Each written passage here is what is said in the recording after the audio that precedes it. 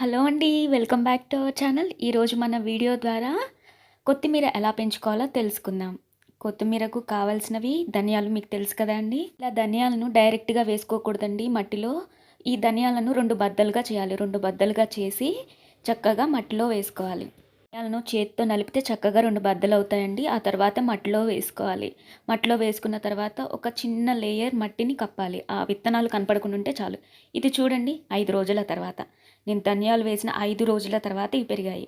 నేను ఫస్ట్ పండించినప్పుడు వారం రోజుల వరకు అసలు మొలకలే రాలేదండి. కానీ 5 రోజుల్లో నాకొచ్చేసాయి ఈసారి. ఎందుకంటే ఒక టిప్ ఏంటంటే ముఖ్యంగా ఈ ధనియాలను పెంచడానికి మట్టి అనేది కొంచెం లూజ్‌గా ఉండాలండి. గట్టిగా ముద్దలాగా ఉండకూడదు. అప్పుడు 5 రోజుల్లోనే మనకి మొలకలొచ్చేస్తాయి. చూడండి ఇవి బఠానీ ప్లాంట్. బఠానీ ప్లాంట్ స్పేస్ ఉంటే నేను ధనియాలను కూడా వేసుకున్నాను. ధనియాలను వేసుకుంటే నాకు 5 రోజుల్లో ఇలా మొలకలొచ్చేసాయి. సో, ఇప్పుడు చూద్దాము. నేను ఆల్రెడీ వేరే కుండీలో వేశాను.